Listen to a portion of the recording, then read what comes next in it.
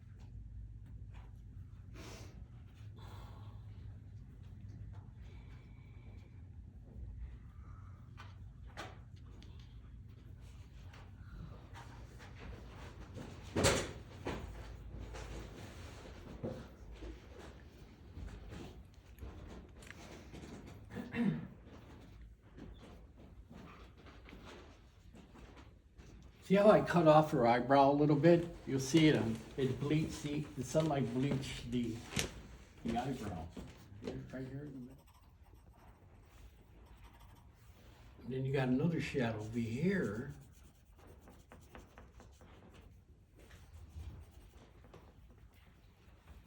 Then you got a shadow, a light shadow right here in the middle.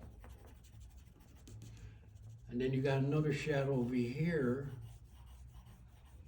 So your shadow, not, just because if you think of it like this, when you're rendering your drawing, you're not, and you're done with your drawing, the eyes, everything else, you're still not done, because your values is drawing as well. It's shaping the face.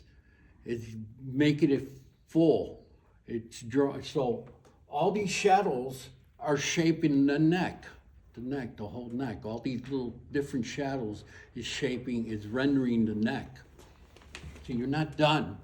I'm not done drawing. Once you're done with the drawing, now the shadows will take over and they finish it, you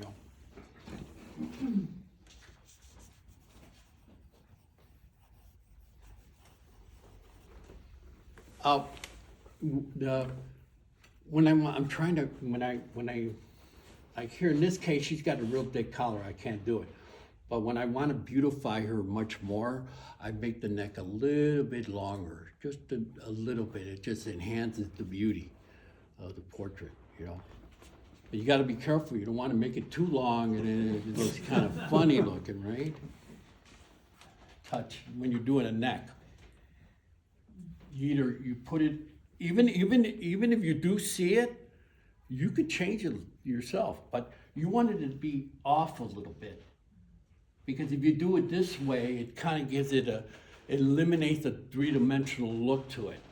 So you want it to, like if you draw two ships, okay, two ships like this, you're doing a landscape of the ocean, you see boats, right? You don't want the other boat to be exactly on the same level, because then it looks flat. Mm-hmm. You understand? Everybody understands that? Yeah. You want one smaller in the back, or you want one bigger pushed forward and the other one behind. It's the same thing with the neck. You want to put it a little bit off the chin, and so that way the chin, it gives that illusion that it's further from the neck. Okay. I see a lot of people doing where they do the collar, they line it up on here, and it doesn't look right. It looks like it's like pasted onto the neck. You want it to look like it's wrapping around the neck. So here's the neckline, right? You want this line to go past the neckline, and then you throw another line up on top. And that makes it look like it's going around the neck. Like that. Like that. See it? You can see it, how it looks like it's starting to wrap around the neck?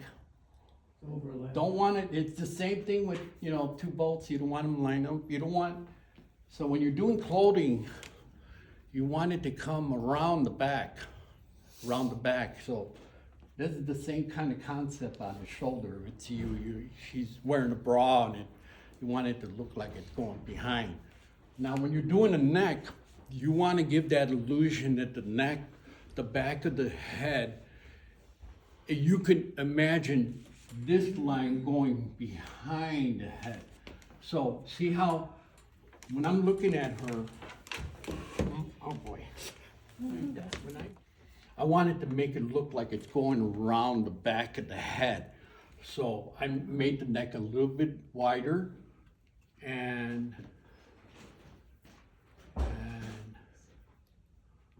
there. I put it outside a little bit. Now it's giving me an illusion that, see it?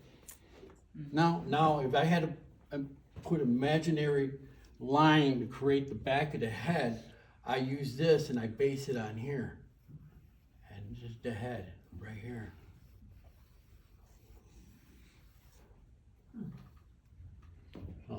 So here's the jawline right here, and there's a little gap right here, and now I'm giving that illusion that it's trying to creep up behind the back of the head.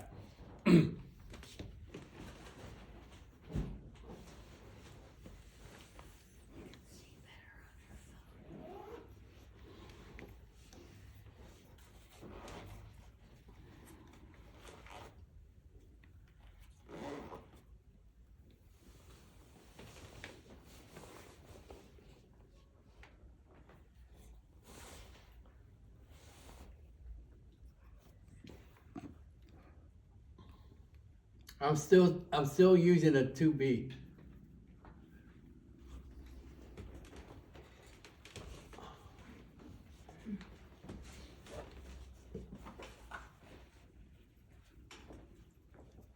Now, when you're doing an eye, when I'm doing an eye, I want the pupil have a fuzzy.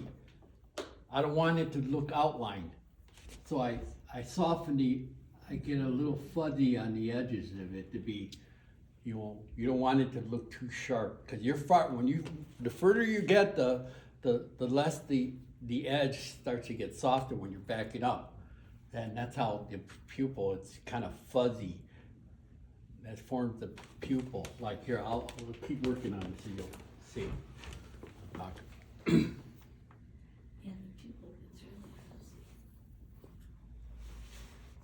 Now she has a little highlight right here and a little highlight there that gives it the illusion of moist.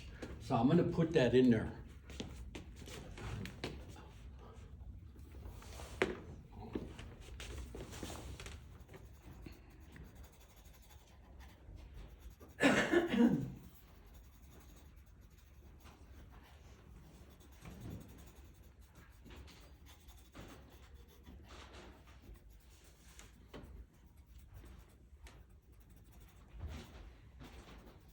I'm not worried about being too long, too big. Hair is probably the easiest thing for me. I have no problem with hair. I could do any kind of hair. As long as it balances well and it complements the portrait. It complements the portrait. I can make it larger, I can make it smaller. I can put I'm working on 2 drawings, one in smoke, where the smoke is creating the hair. And I'm doing another one in flames, fire, doing the hair. So I can't wait to show those 2 off. You could do literally for me, I could do so much for hair. I could do different things. I can wrap it around a can or,